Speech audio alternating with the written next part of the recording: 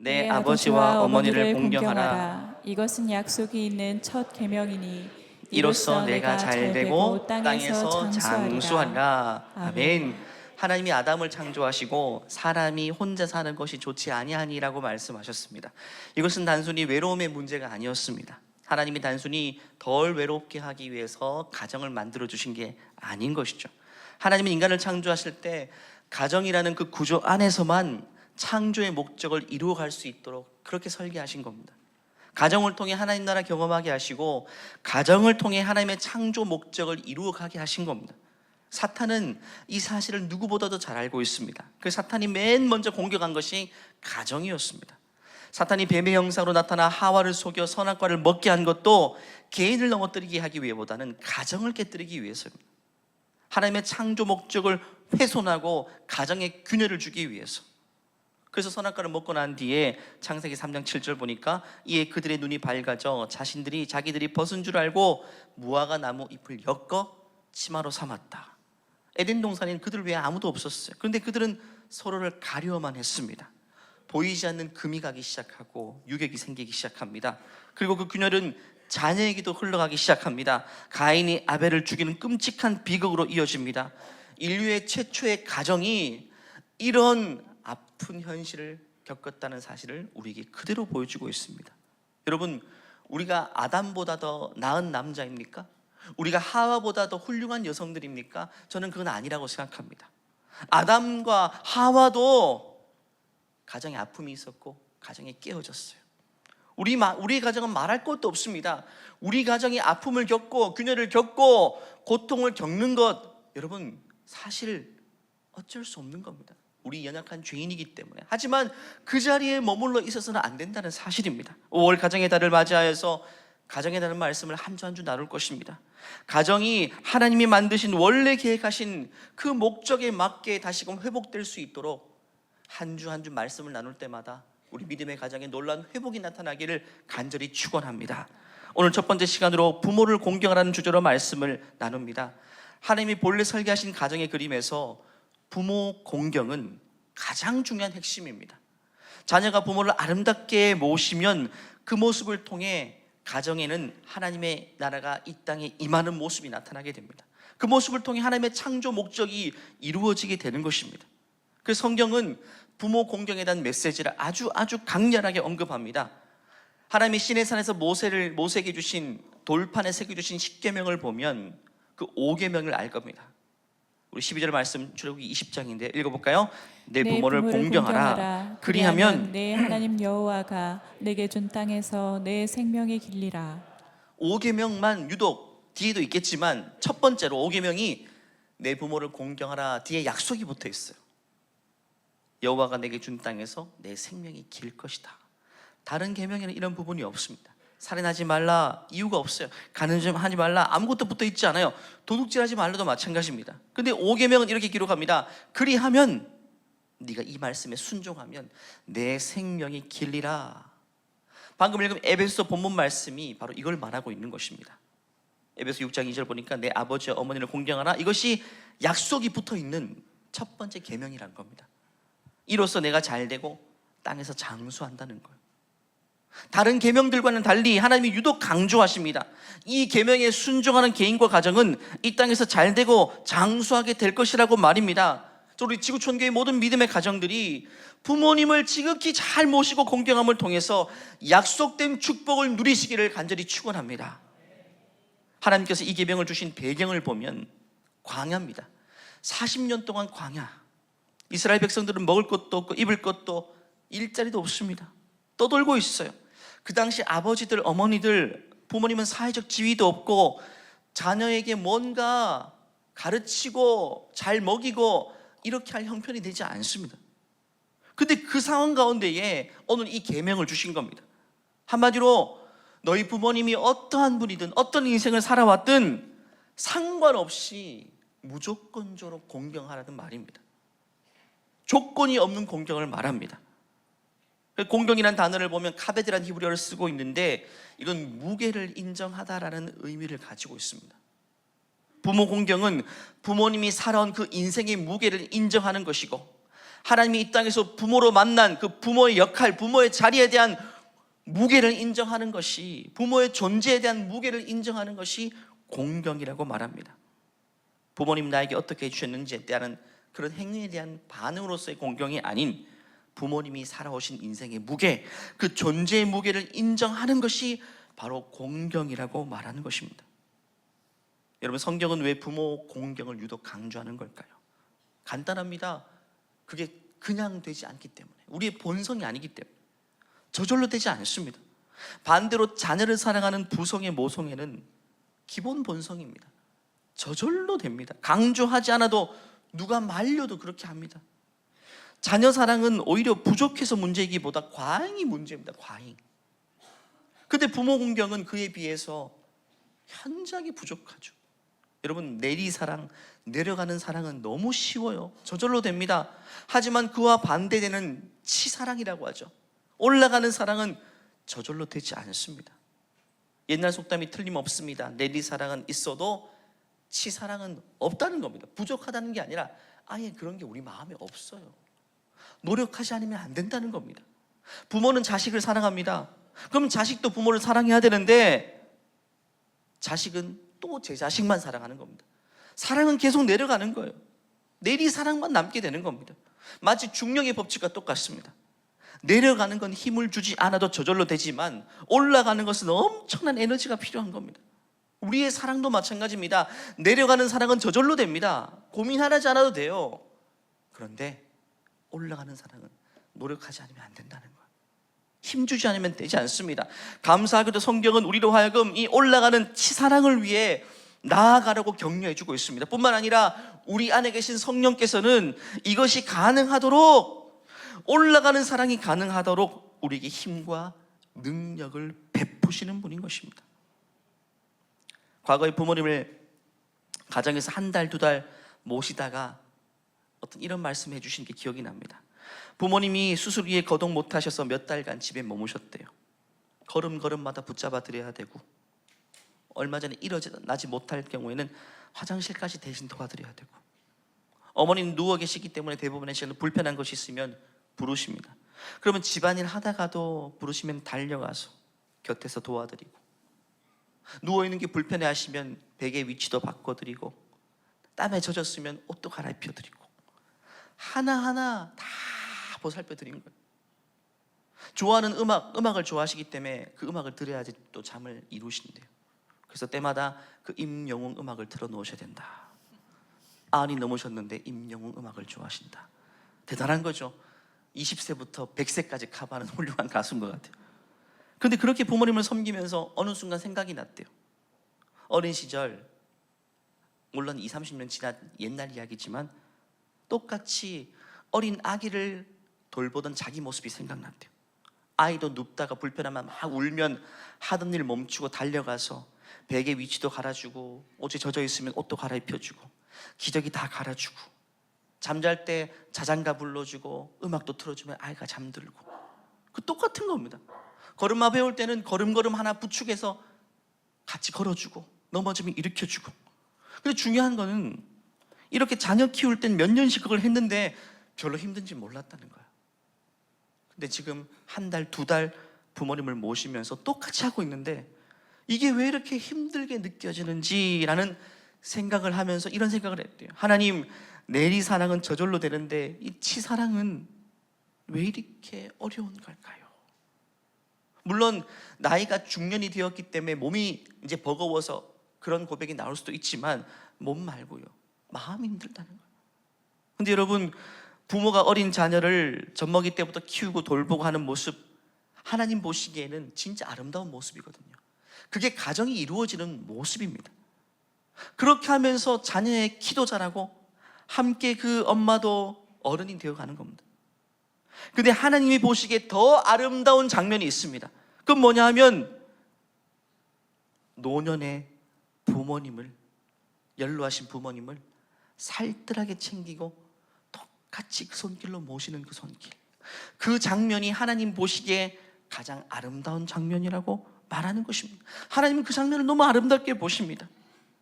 그러면서 자신도 중년을 넘어 이제 시니어가 되고 부모님도 하나님 나라와 점점 가까워지게 되는 겁니다. 함께 자라가는 거예요. 이 모습은 주님 보시기에 아름다운 풍경이 됩니다. 이게 가정 안에 이루어지는 천국의 모습이고, 이것이 창조 목적을 이 땅에 구현해내는 아름다운 장면입니다. 자녀를 양육하기에 모든 걸 헌신하며 살다 보니 내 나이도 중년이 되었습니다. 그런데 이제 허리를 좀 펴는가 싶었는데, 이제는 부모님을 모셔야 되는 새로운 헌신의 자리가 우리를 기다리고 있을 수 있죠. 세상은 이런 현실을 두고 안타까운 현실이라고 생각합니다. 근데 아닙니다. 하나님은 다릅니다. 하나님은 이 모습을, 이 광경을 너무나도 아름답게 보신다는 사실이 중요합니다. 결국 누군가를 섬겨야 되는 자리, 누군가를 향해 절대적으로 헌신해야 되는 그 자리는 우리 인생을 쇠약하게 만들지 않습니다. 우리를 살려줍니다. 그걸 통해 내가 살아납니다. 내가 헌신하고 내가 사랑 베풀면 내가 고립되고 고갈되는 게 아니라, 그걸 통해 하나님은 내 영혼을 살려주시는 거예요. 자신을 향한, 자녀를 향한 헌신의 자리도 마찬가지고, 부모를 향한 헌신의 자리도 아름다운 것입니다. 여러분, 그건 절대로 짐이 아닙니다. 하나님은 우리에게 짐을 지어주시는 게 아닙니다. 우리가 감당해야 될 사명이며, 그 사명을 통해서 하나님은 내 인생을 궁극적으로 세워주시고 복을 주시는 겁니다.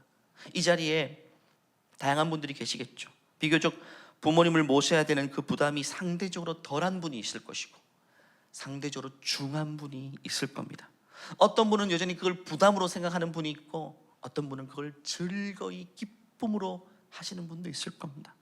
여러분, 내가 부모님을 더 부양해야 될 그런 과중한 부담이 있는 위치라면, 자녀가 많지 않거나 나밖에 할 수 없는 위치라면, 여러분, 비교적 그런 부담이 적은 분들을 부러워하지 마시기 바랍니다.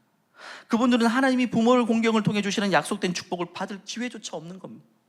상대적으로는 시간적인 여유가 있을지는 모르겠지만, 하나님이 약속한 축복을 받을 기회가 없다는 것에는 오히려 안타까운 겁니다. 제가 여러 번 강조했죠. 부모님이 이미 다 돌아가셔서 내가 부모님을 공경할 수 있는 자리가 아니라면 어떻게 할까? 교회 안에 있는 다른 어르신들을 모시면 되는 겁니다. 시니어 공동체 어르신들이 많습니다. 그런 어르신들을 내 부모님처럼 섬긴다면 하나님이 오늘 5계명을 통해 주신 약속의 축복을 동일하게 우리에게 주시는 겁니다. 보혜부 공동체를 보면요, 섬김이 분들이 계십니다. 진짜 내 부모님인 것처럼 모십니다. 어떤 분은 돌아가신 부모님의 생신, 기일, 그 날짜가 되면 부모님께 드릴 선물, 그 금액을 가지고 어르신들을 섬기는 분도 계십니다. 이번 주에는 지난주는 목요일 날 힐링 투어를 다녀왔습니다. 어르신들이 그 아름다운 장소에서 맛있는 음식을 드시면서 하루 온종일 기쁘게 보낼 수 있는 이유는 섬기는 손길들이 있었기 때문이거든요. 하나님은 그런 손길들을 너무나도 귀하게 보시는 겁니다. 저는 우리 지구촌교회가 앞으로도 다음 세대 이것도 강조하지만, 무엇보다 어르신들을 잘 섬기고 어르신들이 행복하게 신앙생활을 할 수 있는 우리 지구촌교회, 우리 모두가 함께 만들어낼 수 있는 우리 모두가 되길 간절히 축원합니다. 그렇다면 우리가 부모님께 드릴 수 있는 최고의 효도가 뭘까요? 어려운 질문 아닙니다. 다 정답을 알고 있습니다. 자주 연락드리고 용돈도 챙겨드리고, 무엇보다 손주들 목소리 들려드리고 손주들 얼굴 보게 하는 것, 이게 최고의 효도입니다. 그리고 이건 세상 사람들 다 하는 겁니다. 여기에 머물러서는 안 됩니다. 성경이 말하는 가장 최고의 효도가 뭐냐? 특별히 예수님 믿지 않는 부모님들에게 구원을 선물로 드리는 겁니다. 영생을 선물로 드리는 겁니다. 남은 인생 구원의 확신을 가지고 기쁘게 살아가게 하는 겁니다.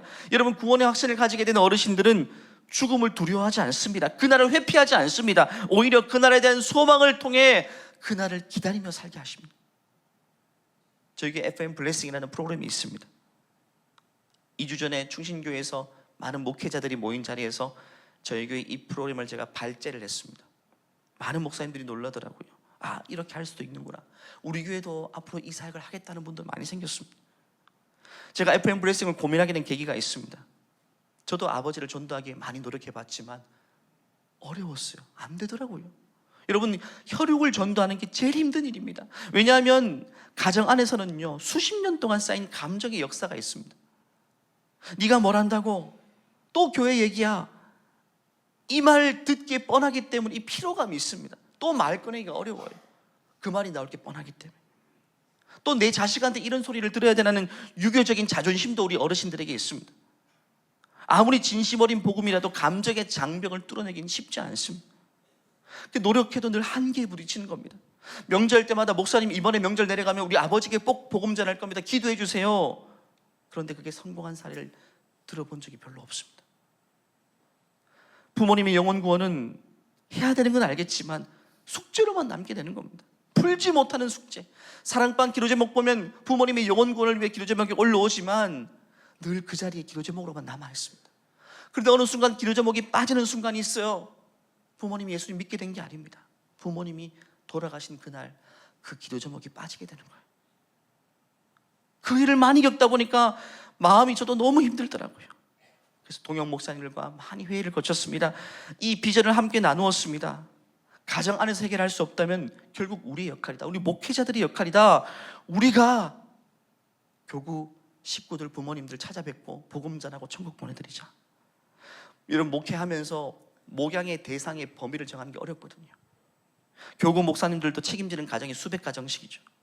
대부분 그 성도님과 넓게 잡으면 그 자녀들까지 케어를 합니다. 자녀들의 기도제목 가지고 기도하고, 자녀들이 문제 생기면 뛰어가시고 같이 기도해주고. 그런데 고향에 계신 부모님까지 목양의 대상으로 삼는 건 정말 어려운 일입니다. 시간적으로 여건이 되지 않아요. 그런데 그거 한번 해보자고 같이 기도하면서 준비한 겁니다. 그래서 FM 블레싱을 시작했습니다.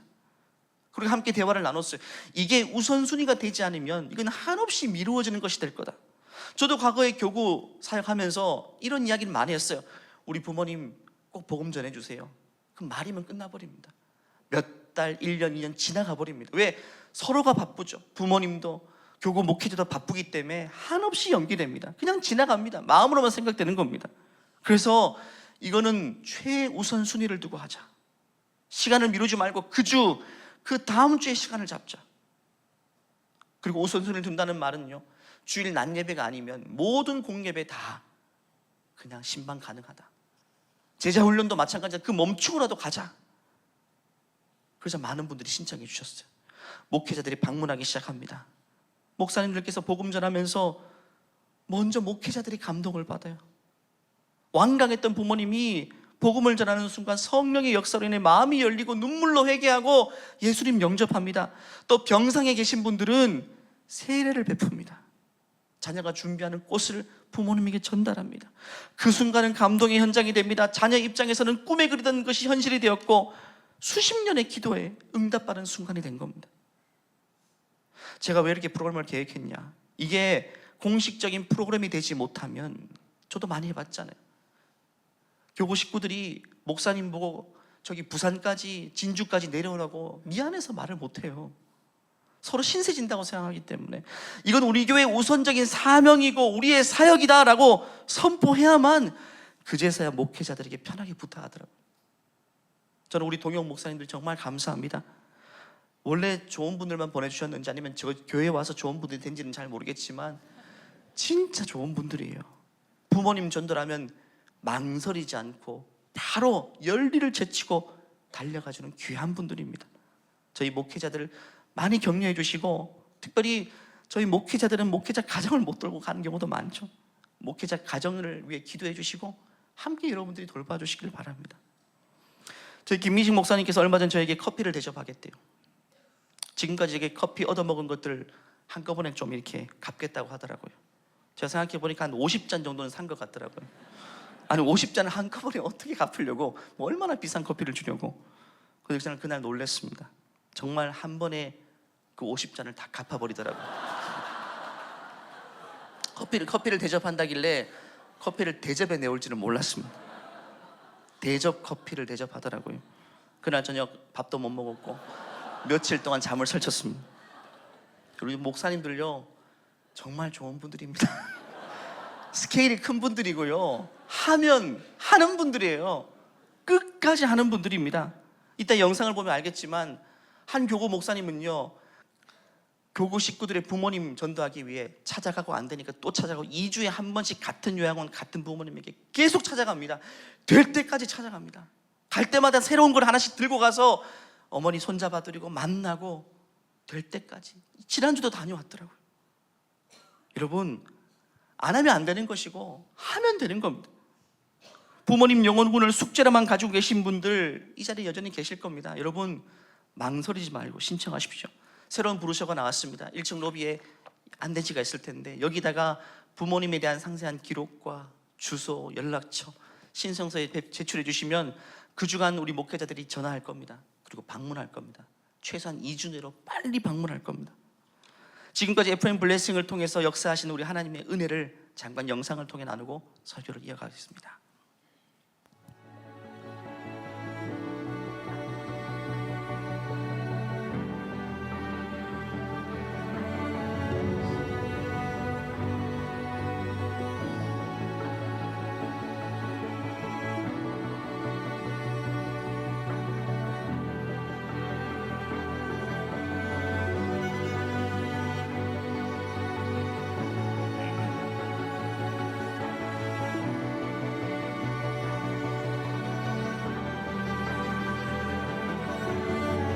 구원하실 이는 다만 예수 그리스도뿐이신 줄 알고 믿으며 그분만 의지하기로 서약합니다. 네. 저는 성령 이름으로 세례를 주노라.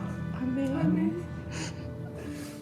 FM 블레싱이라는 사역을 처음 접했을 때는 저희 목회자들도 많이 긴장하고 목회자가 한 번 간다고 해서 이 사역이 이루어질까라는 고민도 했었습니다. 하지만 저희가 자녀들과 소통하고 기도하고 준비해서 갔을 때 정말 놀라울 만치 열매가 열리는 것들을 많이 경험을 했습니다. 우리 자녀분들이 10여 년 또는 평생을 기도해 온 것이죠. 그렇게 기도하신 분들의 열매가 결국 맺혔다고 생각이 들고 저희 목회자들은 가서 그 열매를 수확한 게 아닌가. 지금까지 병상 세례를 드리고 복음을 전한 분들의 절반 정도 소천하셨는데 이 세상에서 여정을 끝내시기 전에 복음을 받아들이고 구원을 받을 수 있다는 그 사실에 저희는 감격했고 또 정말 다행이었다. 우리 부모님들이 돌아오시고 회심하시고 구원받는 모습들을 보면서 목회자로서 사명감이 더욱 고취되는 순간이 아니었나 싶습니다.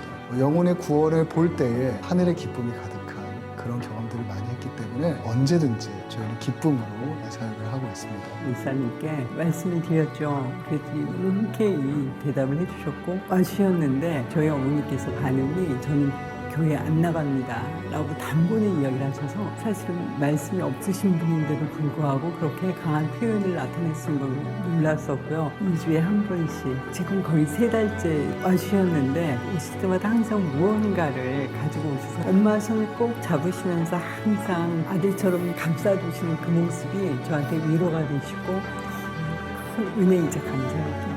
2년 전에 뇌경색 진단 받으셔가지고 요양원을 가시게 되셨어요. 그때 복음을 전달했는데 어머니가 단호하게 거절을 하셨어요.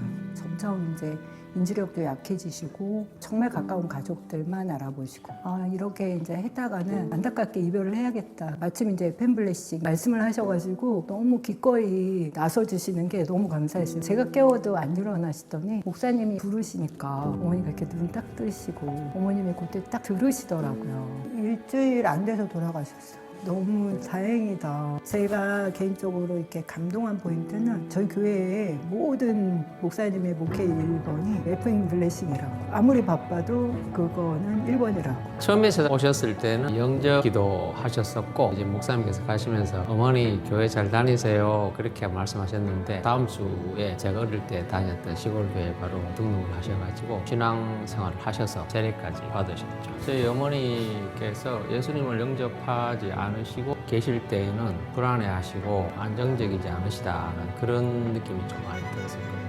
그런데 예수님 영접하고 신앙생활을 하시면서 평안과 안정, 미래에 대한 어떤 불안 같은 것도 많이 사라지시는 그런 걸 느낄 수 있어서 참 좋다고 생각이 듭니다. 영원한 생명, 복음을 전해드리는 것이야말로 자녀가 해줄 수 있는 진정한 효도가 아닌가. FM 블레싱이라고 하는 이 프로그램에 참 큰 감사를 전하고 싶습니다. 지구촌교회 감사합니다. 영혼구원의 역사를 이루신 하나님께 감사의 박수 올려드리겠습니다. 마지막 우리 이드룡 집사님 우리 모친께서도 예수님 영접하시고 곧바로 고향에 있는 교회에 등록하셔서 거기 세례 받으셨어요. 저희가 몸이 불편하시고 건강이 회복되어서 다시금 교회로 오실 수 없는 상황이라면 병상에 세례를 드립니다. 그렇지 않고 건강한 상황이라면 반드시 지역교회로 연결시켜 들어서 그 교회에서 세례를 받게 됩니다. 어르신들께서 왜 이제 나를 교회로 인도했냐고 말씀하시는 분도 계십니다. 사실 한평생 노력했지만 지금까지는 안 됐던 것이거든요. 근데 이번에는 역사하신 겁니다. 또 우리 조재용 목사님께서 하신 말씀이 기억이 나요. FM 블레싱을 통해서 예수님 전한 회심하신 분들 그 중에 절반이 본인이 장례식을 치러드렸다는 거예요. 최근 1년 안에. 그러니까 가장 임박한 순간이었어요. 긴박한 순간이었어요. 몇 개월만 늦었어도 어려웠던 순간이었습니다. 여러분, 이 자리 가운데서 지금도 고민하고 있는 분들이 계십니다. 우리 부모님은 안 될까요? 우리 부모님이 얼마나 불교에 심취한 분인데, 여러분, 영혼 구원은요 우리의 역사가 아닙니다. 여러분, 하나님의 역사입니다. 그렇기 때문에 포기하지 마시고 주저하지 마시고 누군가에게 신세 지는 게 아닙니다. 마땅히 우리 목회자들이 해야 될 일을 하게 하는 겁니다. 그렇기 때문에 꼭 많은 분들 신청해 주시기를 바랍니다. 우리 끝으로 부모님이 이미 예수님을 믿고 계시다면 우리가 어떻게 영적인 효도를 할 수 있을까요? 함께 따라해 볼까요? 노년의 부모님은 여전히, 다시, 노년의 부모님도 노년의 부모님도 여전히 영적 가장이십니다. 여전히 영적 가장이십니다. 몸이 쇠약해지고 불편해지면 많은 어르신들이 스스로 자기를 짐처럼 여기기 시작해요. 내가 이제 아무런 쓸모가 없다, 자녀에게 폐만 끼친다. 여러분, 이건 속고 있는 겁니다. 성경은 전혀 다른 이야기를 합니다. 창세기 펼쳐보면 믿음의 조상들이 노년에 보면 하나같이 동일한 장면이 연출됩니다. 그분들은 죽기 전에 자녀들을 침상 곁으로 부릅니다. 손을 얹습니다. 축복합니다. 그 축복이 자녀와 손주 세대에 그대로 이루어집니다. 다 그런 공식입니다. 아브라함 보십시오. 175세 때 생을 마감하기 전에 아들 이삭을 불러서 이렇게 말하죠. 하늘과 땅의 하나님 여호와께서 내 아들에게 이 땅을 주시리라. 아브라함의 입에서 나온 그 축복의 말이 고스란히 이삭의 인생이 됩니다. 여러분, 아브라함이 침상에 누워있다 해도 그의 영적인 권위가 사라진 게 아닙니다. 오히려 노년에 그 권위는 가장 무르익은 상태로, 가장 농축된 상태로 자녀에게 그대로 쏟아지게 됩니다. 그리고 그 아들 이삭이 늙었습니다. 눈이 어두웠어요. 앞조차 볼 수 없습니다. 몸도 쇠약해졌어요. 근데 창세기 27장 보니까 아들 야곱에게 손을 얹고 똑같이 기도합니다. 같이 읽어볼까요? 시작. 하나님은 하늘의 이슬과 땅의 기름짐이며 풍성한 곡식과 포도주를 내게 주시기를 원하노라. 만민이 너를 섬기고 열국이 내게 굴복하리니 내가 형제들의 주가 되고 내 어머니의 아들들이 내게 굴복하며 너를 저주하는 자는 저주를 받고 너를 축복하는 자는 복을 받기를 원하노라. 눈이 보이지 않는 늙은 아버지가 침상에서 아들 머리에 손을 얹고 기도하는 그 기도의 내용이 그 자녀의 인생을 결정했습니다. 이삭이 당시 세상의 눈으로 보면 아무것도 할 수 없는 무기력한 노인이었어요. 근데 하나님의 눈은 달랐습니다. 그는 여전히 그 가정의 강력한 영적인 가장이었고 권위였습니다. 그 아들 야곱이 또 늙었습니다. 더 드라마틱합니다. 창세기 88장 보니까 야곱은 이미 병들어 침대에 누워 있습니다. 그 아들 요셉이 두 손주를 데리고 옵니다. 두 손주 머리 위에 할아버지가 손을 얹고 기도합니다. 48장 16절 말씀 같이 읽겠습니다. 나를 모든 환난에서 건지신 여호와의 사자께서 이 아이들에게 복을 주시오며 이들로 내 이름과 내 조상 아브라함과 이삭의 이름으로 칭하게 하시오며 이들이 세상에서 번식되게 하시기를 원하나이다. 병들어 침상에 누운 할아버지가 손자의 머리 위에 손을 얹고 한 기도가 이스라엘 역사가 되었습니다.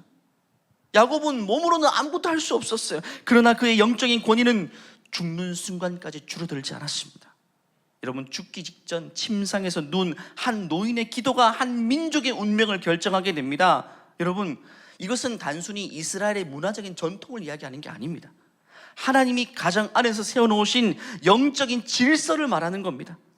부모가 자녀에게, 조부모가 손주들에게 손을 얹고 기도할 때 하나님은 그 기도를 통해 자녀의 삶에 직접 개입하는 겁니다. 그 기도가 하늘을 움직이게 되는 것입니다. 그렇기 때문에 자녀들이요, 부모님의 기도를 가벼이 여기지 마십시오. 부모님들로 하여금 계속해서 기도하는 자리로 갈 수 있도록 기도 제목을 드려야 됩니다. 지난주에도 중간고사 기간이었어요. 저희 아이가, 저희 어머니께 전화드렸습니다. 아이들 중간고사 치고 있어요. 제발 좀 기도해 주세요. 물론 어머니가 기도하고 계셨어요. 하지만 그 이야기를 듣고 또 고치되셔서, 그렇지, 내가 더 기도해야 되지.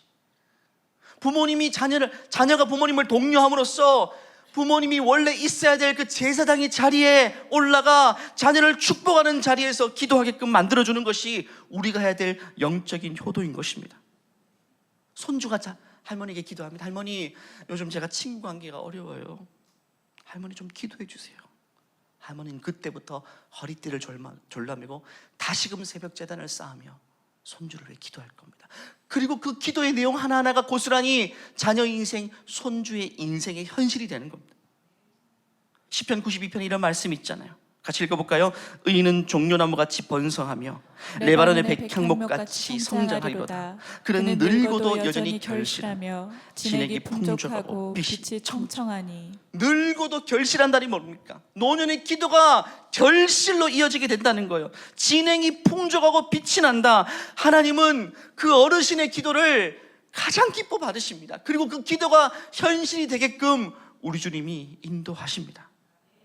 그래서 부모님이 천국 가실 때 그 구원의 확신을 가진 찬란한 빛나는 얼굴로 가실 수 있도록, 또 자녀와 손주를 위한 기도를 끝까지 손에 쥔 채로 그 나라에 들어가실 수 있도록 하는 것이 자녀가 해야 될 효도의 자리인 것입니다.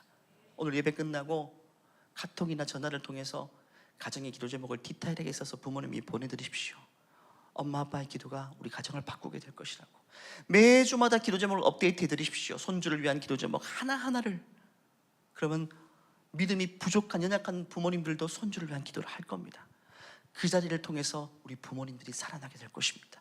찬란하게 될 것입니다. 진액이 풍족하게 될 것입니다. 그날을 충만하게 준비하게 하실 것입니다. 올해 가정의 달, 부모 공경을 통해서 우리 모든 믿음의 가정이 복을 받을 뿐만 아니라 부모님을 가장 복된 자리에 세워드릴 수 있는 우리 모두가 되길 간절히 축원합니다. 다 같이 일어나시겠습니다. 합심해서 한번 기도할 때요, 이 시간 가정을 위해 기도하십시다. 첫 번째는 아직 예수 믿지 않는 부모님들 여전히 계시죠? 여러분, 절대로 불가능한 것이 없습니다. 이 시간 부모님의 영혼구원을 위해 기도하십시오. 하나님, 우리 부모님 하나님의 존귀한 백성이 되어서 창세전부터 예비하신 천국에 들어갈 수 있도록 은혜 베풀어 주시옵소서. 또 하나, 부모님이 노년의 자리에서도 영적인 가장으로서 기도의 자리에서 끝까지 결실할 수 있도록 하나님, 우리 어머니 아버지가 그런 부모님이 될 수 있도록 주님 축복하여 주시고, 마지막 눈을 감는 그날까지 손주를 위해, 자녀를 위해 기도하다가 그날을 맞이할 수 있는 영적인 제사장이 될 수 있도록 우리 부모님을 위해 합심해서 주여 한번 외치고 기도하시겠습니다. 주여, 하나님, 우리 모든 믿음의 부모님들을 축복하여 주시옵소서. 부모님의 영혼구원을 위해서 수십 년 동안 기도하는 분들이 있습니다. 하나님, 지금까지는 되지 않았지만 이제부터 하나님께서 새로운 길을 열어주실 줄 믿습니다.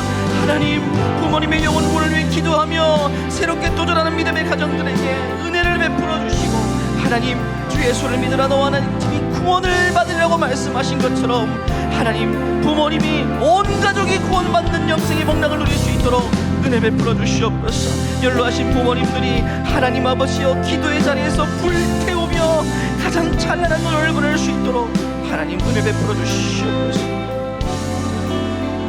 하나님, 우리 모든 믿음의 가정을 축복하여 주시고, 특별히 부모 공경에 대한 메시지를 들었습니다. 부모님을 향해 온 마음을 쏟아넣으며 자녀를 그렇게 사랑으로 양육한 그 동일한 손길로 이제는 부모님을 모실 수 있도록 우리에게 은혜를 허락하여 주시옵소서. 예수 믿지 않는 부모님, FM 블레싱을 통해서 반드시 영혼구원을 선물로 드릴 수 있도록 함께하여 주시옵소서. 또 믿음 생활하고 있는 부모님들, 노년의 인생이 또 초라해지지 않게 하시고 오히려 자녀를 위해 손주의 기도의 재단을 쌓으며 가장 진액이 풍부하고 찬란하고 무르익은 노년이 될 수 있도록 하나님 은혜 베풀어 주시옵소서. 무엇보다 우리가 부모님을 공경하는 그 모습이 우리 자녀들이 보고 자라면서 영적인 아름다운 유산으로 끊임없이 이어질 수 있도록 하나님 은혜 베풀어 주시옵소서. 감사드리오며 예수님의 이름으로 기도하옵나이다. 하나님, 우리 믿음의 가정에 축복하시는 우리 하나님께 영광의 박수를 드리겠습니다. 우리 믿음의 가정을 더 견고하게 하실 주님을 기대합니다.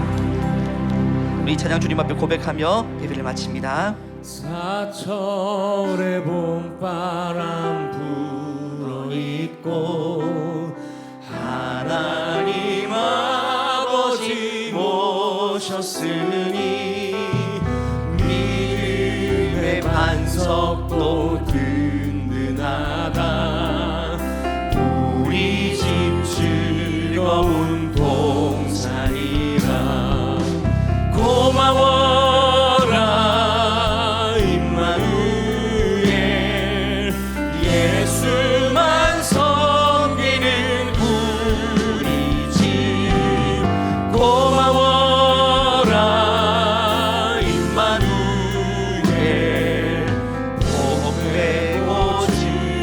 마지막으로 고백할까요? 고마워라 임마누엘, 예수만 섬기는 우리, 고마워라 임마누엘 예수만 섬기는 우리 모두가 되기를 원합니다.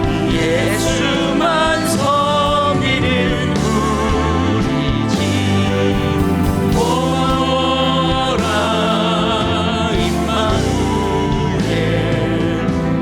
복되고 즐거운 하루하루. 이제는 우리 주 예수 그리스도의 은혜와 하나님의 무한하신 사랑과 성령의 교통하심이 이제는 부모님을 향한 공경의 마음을 가지고 진심의 효도를 다하기를 소원하는, 또 아직 예수님 믿지 않은 부모님에게 복음을 전하기를 소원하는 모든 믿음의 가정 위에, 또 그 모습을 바라보며 함께 우리 가정에서 자라가고 있는 다음 세대 우리 자녀들의 인생 위에 이제로부터 영원토록 함께 하시기를 간절히 축원하옵나이다. 아멘.